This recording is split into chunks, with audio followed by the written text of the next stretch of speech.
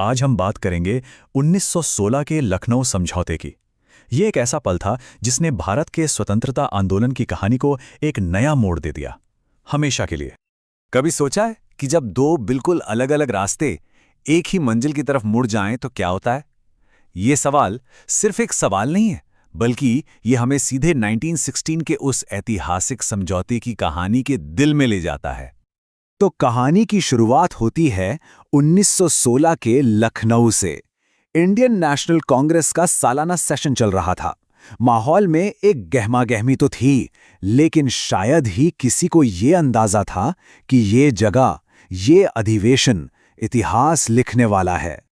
तो चलिए कुछ जरूरी बातें जान लेते हैं। जगह थी लखनऊ, साल था 1916 और इस अधिवेशन के अध्यक्ष थे अंबिका चरण मजूमदार। लेकिन इन सब फैक्ट से भी बड़ी एक बात थी जो इस सेशन की असली पहचान बनी, और वो थी कांग्रेस और मुस्लिम लीग की ऐतिहासिक एकता।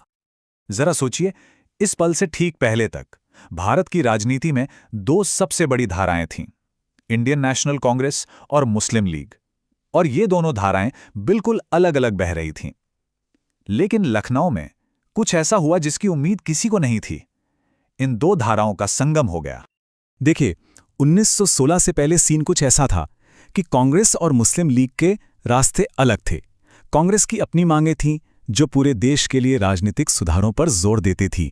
वहीं दूसरी तरफ मुस्लिम लीग का फोकस ज्यादातर अल्पसंख्यक समुदाय यानी कि मुसलमानों के अधिकारों को सुरक्षित करने पर था। और इसी नई एकता को, इसी संगम को एक नाम मिला, लखनऊ समझौता। ये वो ऐतिहासिक पैक्ट था जहां कांग्रेस और मुस्लिम लीग ने मिलकर ये फैसला किया कि अब वो अपनी मांगें ब्रिटिश सरकार के सामने अलग अलग नहीं बल्कि एक साथ, एक आवाज में रखेंगे। तो सवाल ये है कि आखिर वो कौन सी बातें थीं जिन पर ये दोनों दल एक साथ आए। चलिए अब इस समझौते के सबसे जरूरी पॉइंट्स को समझते हैं। सबसे पहली और शायद सबसे बड़ी मांग, स्वर शासन यानी होम रूल। इतिहास में ये पहली बार हो रहा था कि भारत की दो सबसे बड़ी पॉलिटिकल पार्टियां एक साथ, एक आवाज में ये कह रही थीं कि भारत को अपना शासन खुद चलाने का हक चाहिए। अब आता है इस समझौते का एक बहुत ही महत्वपूर्ण हिस्सा और एक बहुत बड़ा कदम। कांग्रेस ने मुस्लिम लीग की एक बहुत पुरानी और अहम मांग मान ली, और वो थी पृथक निर्वाचन क्षेत्र यानी सेपरेट इलेक्टोरेट्स। ये एक बड़ा फैसला था जिसका मकसद था अल्पसंख्यक समुदाय को ये यकीन दिलाना कि उनके राजनीतिक अधिकार सुरक्षित रहेंगे। इसके अलावा दोनों ने मिलकर संवैधानिक सुधारों की भी मांग की। उन्होंने कहा कि लेजिस्लेटिव काउंसिल को और बड़ा किया जाए और सरकार चलाने में यानी एडमिनिस्ट्रेशन में भारतीयों की भागीदारी को बढ़ाया जाए। तो अगर हम इस पूरे समझौते को संक्षेप में देखें तो ये उसके मूल सिद्धांत थे: हिंदू मुस्लिम सहयोग, स्वशासन की मांग, पृथक निर्वाचन को मानना, लेजिस्लेटिव काउंसिल में भारतीयों को बहुमत देना और राज्यों को ज्यादा स्वायत्ता देना। ठीक है, समझौता तो हो गया, लेकिन इसका असर क्या हुआ?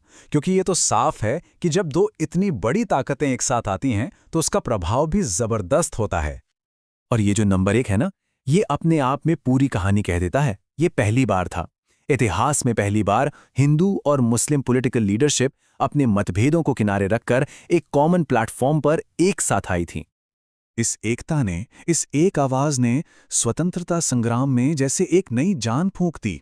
राष्ट्रीय आंदोलन को एक ऐसी ताकत मिली जिसकी किसी को उम्मीद ही नहीं थी, और जाहिर है ब्रिटिश सरकार पर दबाव भी बहुत ज्यादा बढ़ गया। तो अब सवाल ये उठता है कि हम आज भी इतने सालों बाद इस समझौते को इतना याद क्यों करते हैं? आखिर ये इतना खास क्यों है और इसने हमारे इतिहास पर क्या छाप छोड़ी?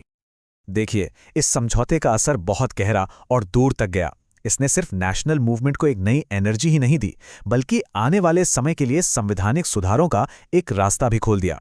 असल में कई लोग मानते हैं कि इसी समझौते ने 1919 के मॉन्टेग्यू-चेम्सफोर्ड रिफॉर्म्स की नींव रखी थी।